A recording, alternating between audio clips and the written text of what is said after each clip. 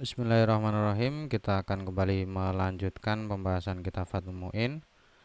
Seperti sebelumnya, saya bahas sedikit penjelasan di video sebelumnya, yaitu terkait dengan masalah kebolehan meminta ganti dari barang yang dihutang berupa qimah ya, berupa qimah. Dan kali ini kita akan membahas bagaimana kalau ada pengembalian yang lebih, ada pengembalian yang lebih. Baik, saya mulai. Bismillahirrahmanirrahim. Wa jaza limukridin naf'un yasilu lahu min muktaridin. Diperbolehkan untuk mukrid. Mukrid itu orang yang menghutangi. Diperbolehkan mengambil kemanfaatan yang sampai kepadanya. Dhamir lahu ini kembalinya ke sini ya. Kemanfaatan yang kembali kepadanya dari muktarid. Muktarid ini yang hutang. Jadi andai kata ada hutang yang pengembaliannya lebih, itu boleh diterima, boleh didapatkan oleh mukrid. Contoh manfaat ini apa? Contohnya karot di zaidi, seperti mengembalikan dengan pengembalian yang lebih. Baik kelebihannya itu kodron, kadarnya itu misalkan hutang 10 dibayar 11, itu boleh. Sifatan atau sifatnya. Sifat itu ya misalkan pinjam, yang dipinjam itu barangnya jelek kemudian dikembalikan dengan barang yang bagus, itu boleh. Wal ajwadi firrodi, atau mengembalikan ya, mengembalikan barang yang bagus padahal yang dipinjam adalah barang yang jelek. Jadi sebenarnya contoh saya tadi adalah contoh ajwat firrodi ya. Kalau sifat itu ya tadi, misalkan pinjam uangnya asalnya usang, dikembalikan dengan uang baru, itu nggak masalah. Maksudnya hutang ini kan salah satu bentuk riba itu kan hutang ya, ada riba korot ya. Riba korot itu ya orang menghutangi tapi dia nanti mendapat kembalian yang lebih. Lah, asalkan bila sartin fil akdi, asalkan pengembalian yang lebih itu tidak disyaratkan dalam akad, itu tidak masalah, itu tidak masalah. Beda dengan kasus riba yang dibahas di dalam kitab. Kasus riba koret itu kan disyaratkan dalam akad. Jadi misalkan saya memberi hutang ke teman saya, ada syaratnya. Ini saya hutangi 10, nanti kembalikan 11 ya gitu. Ada syaratnya seperti itu, dalam akad ada syaratnya seperti itu. Lah itu yang namanya riba. Tapi kalau tanpa ada syarat seperti itu dalam akad nggak masalah. Jadi saat akad, ya akad seperti biasa, hutang 10.000 dibayar 10.000 misalkan, atau 10 juta lah. Hutang 10 juta dibayar 10 juta tapi nanti dikembalikan lebih, itu nggak masalah. Nggak masalah dalam arti mukrid boleh menerima itu. Bahkan bal yusannu dzalika limuktaridin. Bahkan tidak sebatas jaza, tidak sebatas boleh, tapi justru itu disunahkan bagi muktarid. Jadi orang yang hutang itu sunahnya mengembalikan dengan pengembalian yang lebih. Itu sunnah ya, itu sunnah.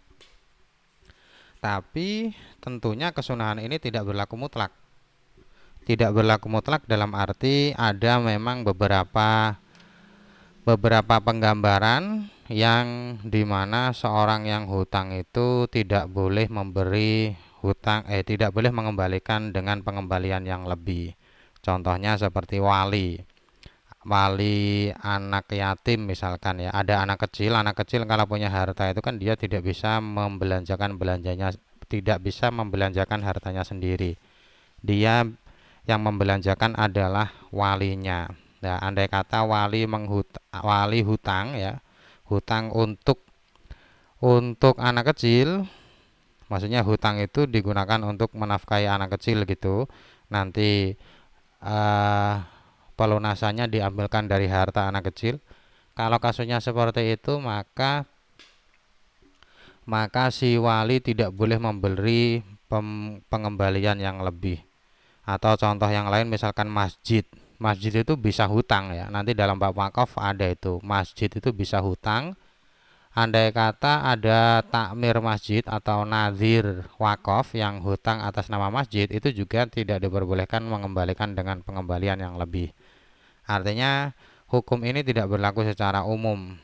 Ada beberapa kriteria atau beberapa kasus yang seorang menghutang itu tidak diperbolehkan, justru tidak diperbolehkan mengembalikan yang lebih.